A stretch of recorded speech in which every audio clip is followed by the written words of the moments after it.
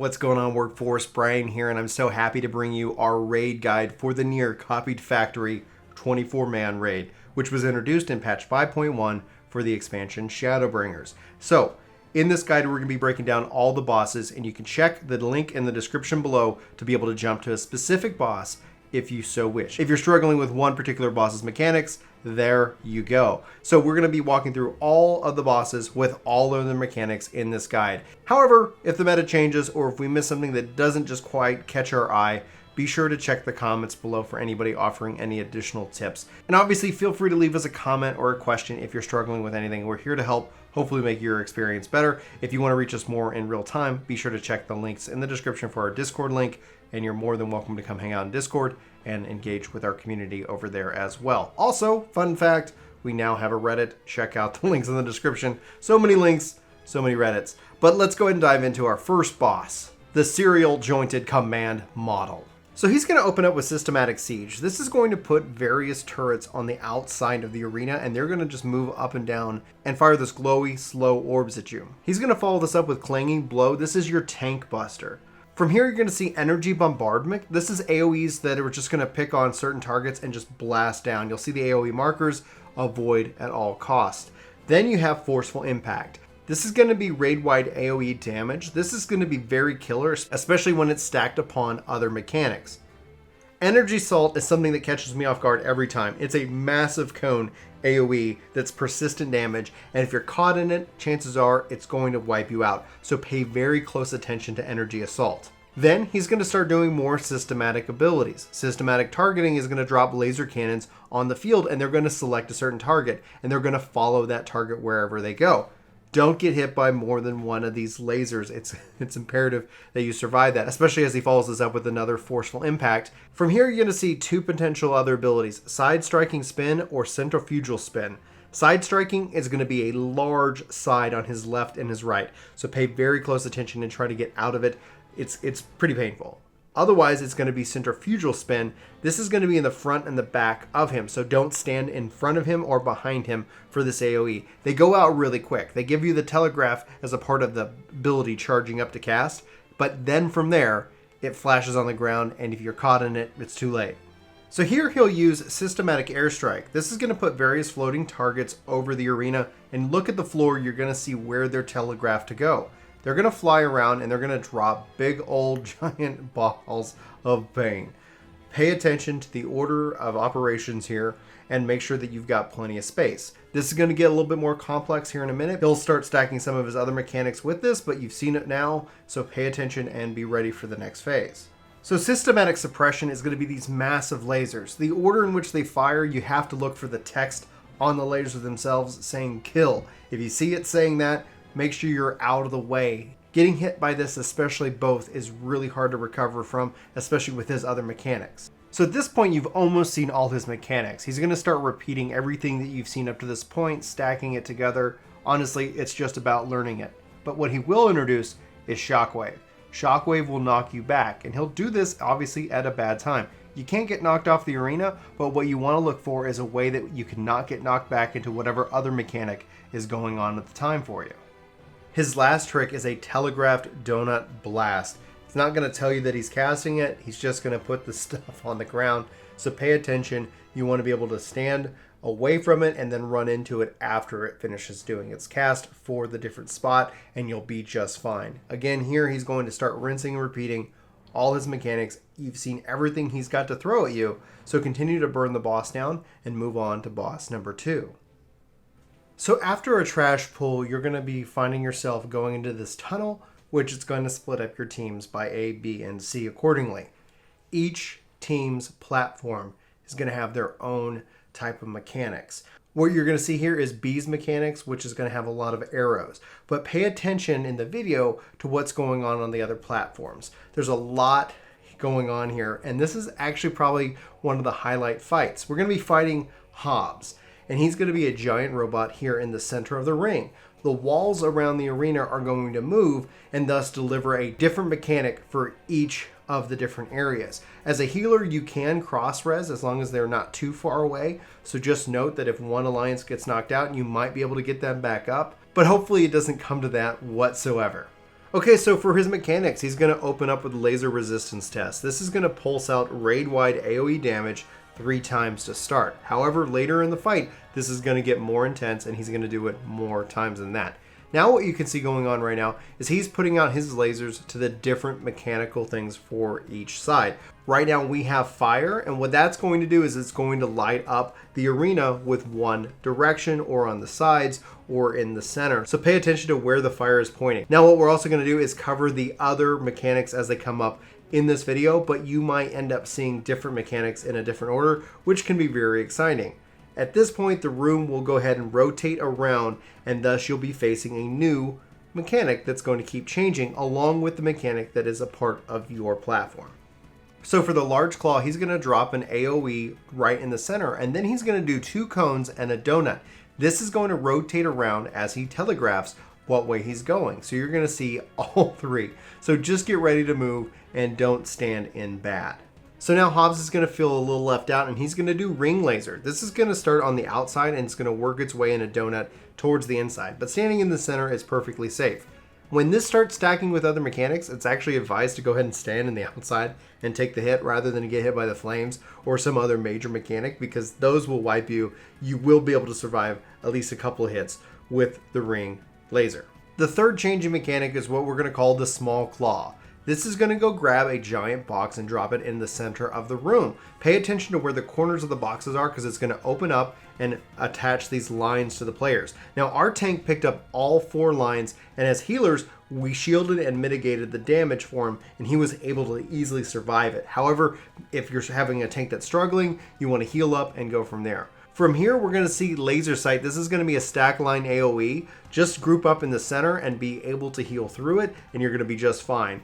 However, when this starts stacking with other mechanics, it can be a little bit tricky, especially if you're on one of these platforms where the platform is acting up. At this time, if you look at the other platforms, you'll start to notice that some have the bubbling mechanic that we've seen in other dungeons where things blow up from below you, and that's causing damage.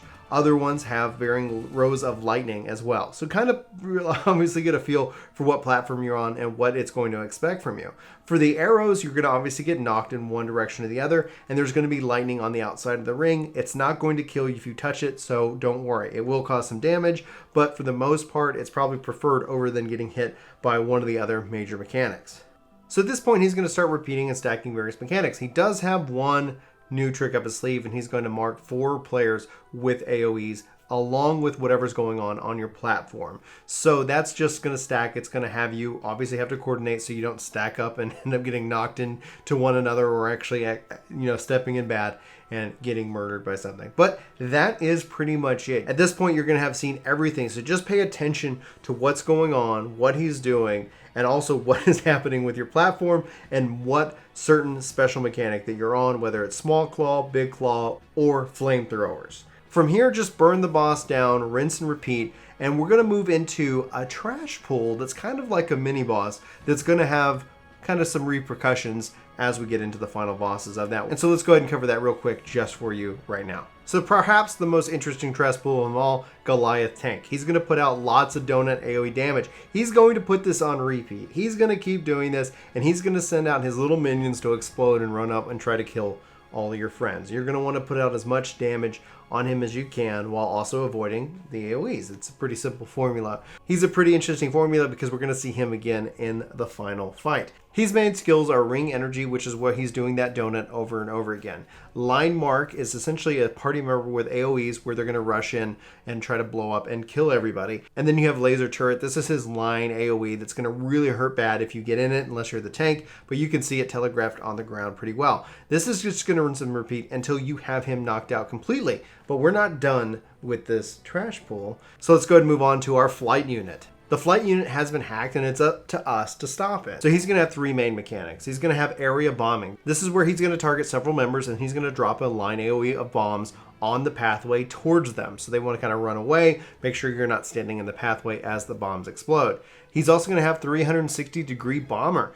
This is going to be raid-wide AoE damage. And then finally, he's going to have Light Flash Blade. This is going to be half a room AoE damage. Literally, we've seen this before in some fights. Basically, just pay attention to where he is. He's going to cover the whole arena. So make sure you have sprint ready and off cooldown in case you need to make up a lot of space. So he's going to jump, and you're going to see him be able to take out pretty much the entire arena. Now, it does have a long cast time, so the light fast isn't really like telling of the charge time, but do sprint, don't get hit by this, and just burn him down, and you're going to be able to move on to boss number 3.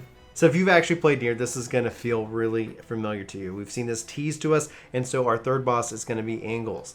This is an awesome fight, but there's a lot to do, and so we're going to break down these mechanics for you as best we can. Note that obviously mechanics will start to stack upon themselves, so we're just going to cover each mechanic as it's shown and then give you the detail that you need, and hopefully you have as much fun with this fight as we did. So he's going to start with Mark Smash. Now check out where he is looking. Check out where you see the red eyes. He's going to take his arm, and it's going to take up one half of the arena, either the left side or the right side. However, Mark's is going to do a couple other things, so you need to pay attention to where his hands are. So it's not just a left side or a right side mechanic, but you can see here he does the left side and then the right side. If he raises his hands up in the air, he's going to do the back. If he raises his hands to the side, he's going to do the front, but it's not just that in and of itself. We'll explain a little bit more in detail here in a second. So then he's going to do precision guided missiles. This is going to mark several targets, up to 3, and he's going to put out some damage on them. Healers need to be ready to heal whoever he is targeting so that they can live. And from here, he's going to do incendiary bombing. This is going to mark 3 targets with AoEs, and so those party members just need to take them away from the center so you have more room to move. From here, he's going to mark various targets with yellow indicators at their feet. This is going to be guided missile. These are going to chase them around with pretty big explosions, so just watch out where you're running. You can end up putting out a lot of damage on your party if you're not careful. It does a couple of shots, and then he moves on to his next mechanic, which is diffuse laser, which is a raid-wide AoE damage. So it's gorgeous and it's painful, but you can heal through it. So as long as nobody's rising from weakness, they should be able to survive that just fine. So this is where he starts to do Mark Smash. Putting it in the back of the arena, his arms are going to be on the side. So this is also going to take out a good chunk of the left and right parts of the arena, leaving the very center safe. Now, if his hands are close together, you're going to see him do a smash at the front part of the arena, and then he's going to push center, meaning the outsides are only what is safe for players to be able to participate in. So keep an eye out when you see Mark Smash, because he's either going to go left, right, back, or front. And if he goes back or front, there is a second piece of that mechanic, either center or sides. So that is really where it gets dangerous. So this is where he's going to bust out Energy Barrage. This actually has a long charge time, and while doing this, he's going to drop red circles at the front of the arena. You just need to make sure that they are filled by at least one player, otherwise you're going to get some raid-wide AoE damage. As for the laser in the center, it's going to be a little bit persistent, but you have plenty enough time to get out of its way. Make sure you're not caught in it. So he follows this up with Surface Missile. This is going to put a lot of AoE fields on the ground. Make sure that you don't stack up too much and that you're able to get out of it in plenty of time. He's going to follow this up with Precision Guided Missile, once again targeting 3 tanks. Just don't stand close to your tanks, otherwise it is splash damage. You're going to take some extra damage, which is no fun.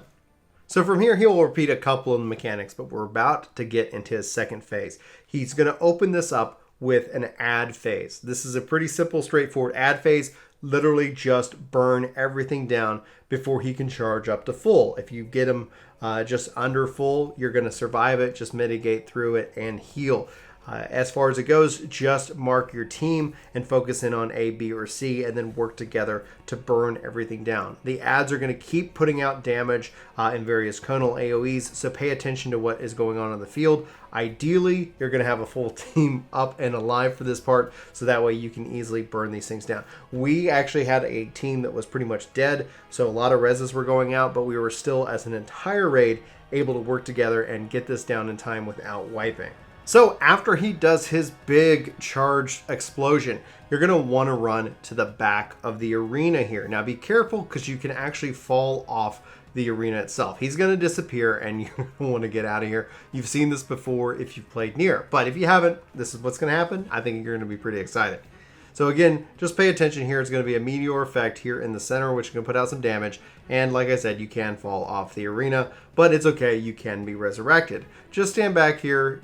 It's going to happen. The damage is going to knock you back to a new platform, and you're now going to get to do phase 2, in which we get to see the mechanics that he's done, as well as a few modifications to that. So Mark's activation is going to be where he brings some of his arms to bear on the arena. So you're going to have to look at the left and the right side arena. So he's going to have two of his basically big grinder wheel arms on the side, and he's going to have you basically paying attention to what's going on there. Pay attention, you're going to have to take these out damage wise here in a little bit, and they're going to move around the arena, but they're not going to give you too much attention, too much telegraphs. Then you're going to have bombardment. This is going to be essentially a combination of guided missiles, incendiary bombing, and obviously a lot of the arms doing their thing. So there's a lot of activity going on during this phase and a lot of movement. So where this all kind of concludes is he starts to do his Mark Smash, in which that his arms are going to be put to work, as well as the arms on the outside of the arena. So what's going to end up happening here is while you're doing the mechanics, eventually you're going to have to settle and pick an arm to fight. He telegraphs this by putting a big AoE on the back of the arena and 2 on the side, thus limiting your playfield to that of what looks like a tennis court, in my opinion. Then from here, the 2 arms are going to be on the side. Take and burn both arms down, and you're going to be fine. Now what they're going to be doing is they're going to be putting out their wheel attack, and that's just going to be an AoE attack that's going to keep repeating until you can get them all the way down. It didn't really take too much time for us to get them down. You can see us doing lots of limit breaks to really kind of burn the arms down and thus kind of push him into his third and final phase, which is all the mechanics that we've seen thus far, minus the arms on rinse and repeat. And for that, we come to our fourth and final boss. This is going to be 9S, and he's going to be controlling this awesome little tank here, and he's also going to be able to detach from his flight unit. This is a really fun fight, and I'm really quite impressed with how this comes together. So let's go ahead and break down his boss mechanics so that way you can be ready to fight him when you face him. As far as a boss fight goes, he's pretty straightforward. He's going to open up with neutralization. This is going to be your tank buster, so healers keep an eye out on the tank when this happens, mitigate through it, and you're going to be just fine. Then he's got laser saturation. This is going to be raid-wide AoE damage. This is just straight up, again, heal through the damage self. From here, he's going to do laser turret. Don't stand in front of him. This is a massive hit in a line. He kind of telegraphs it a little bit, but also watch his cast bars from here. Now, he's going to do an AoE stack and spread where you can see he's going to mark various targets, and they're going to have to go spread around. Obviously, you don't want to stand in bad for this. From here, he's going to do forehand cannon and also dual flank cannon. This is kind of the front and the back and the left and the right. So pay attention. We've seen mechanics in which that it's very positional and you can easily get caught off guard, and that ends up being not so much fun. Now, he's going to then use Engage Mark S. This is where he basically hacks Ingalls and brings his arms to bear against you. So just pay attention. They're going to hover over the arena and basically put out 2 large AoEs. Now, later in the fight, he's going to bring more arms against you. So note that's going to stack up in and of itself. He's also going to put out more AoEs on the ground and then followed by some more raid-wide damage. His first main mechanic that he does is undock. This is going to be where he separates himself from his tank-like body, and he's going to go fly around and drop various lines of damage on the ground. Pay attention to where he's starting and where the line is. Now, it's going to be very deadly if you get caught in it, but you can see it actually moves across the level rather slowly. So you're going to have a little bit of time to move, but if you get caught in the front of it, you're going to have to run to the sides to be able to get clear of it. Otherwise, it's going to take you out pretty quickly. He's not going to go in the same spot twice, but he is going to cover 1/3 of the arena with every run that he does. This is going to stack with some other mechanics that he's about to start introducing to us. So the other ability you want to pay attention to is anti-personnel. It's going to put patterns down on the floor, but it is a delayed explosion. So pay attention to the pattern and the order, and then also give it a little bit more time than we're used to. We've seen delayed patterns before, but it really hasn't been like this in my opinion. So what he's going to do now is he's going to summon 2 Goliath tanks. We've seen these before, and it's pretty much the same thing. There is a kicker though. One of the tanks, once you burn them both down, is going to have a circle around them. This is going to be the tank that explodes. You're going to need to hide completely behind the other tank and use it for shelter. Then you're going to want to run away from that tank because it's also going to have an AoE around it as well. So keep in mind, you can't damage him during this phase. They're giving him a shield. So you want to burn down both tanks, look for the circle, and then run, and run some more. So he's going to start repeating his mechanics at this point, but what we'll end up seeing is another ad phase. This is kind of the last main mechanic that he introduces in the fight. You're going to obviously divide this up by A, B, and C, and each one's going to be responsible for a minor version of the first bot that we fought in the copied factory. Now, it's not as strong, and it doesn't have all the abilities, but you will see some of the stuff that you've seen before, so just pay attention to it. It's not, I think pretty much since you've cleared the first boss, this should pretty much make sense. Obviously, you see stack mechanics and more, but it was really fairly easy to kind of burn these 3 bosses down, and you want to obviously do it before he gets all mad and fills up his charge bar. Doing so will allow you to survive the mechanic, and thus you pretty much are now in the final phases of the fight. It's just going to be rinse and repeat on the mechanics, continue to burn him down, and then you get your win. That's it. That's all the mechanics that we saw in this fight. We love it, love it, love it so much. I am so happy, and I cannot wait to obviously see more of this fight each and every week. Be sure to run this content. This is going to feed you a varying currency that you're going to need to be able to upgrade your gear, and as the overall expansion Shadowbringers continues, it just helps. Now, right now, you're going to be locked out to 1 piece of gear each week. If you're watching this sometime around 5.3, that's going to ultimately change, and you're going to be able to go and get as many pieces as you want. The gear that drops from this is 460, and I hope you enjoy it as much as I have. But with that all concluded, let me know if you have any questions in the comments below. For Work to Game, my name is Brian. Thank you so much for your time and attention. I hope you have an amazing time with this expansion, and I will see you in my next video. Take care.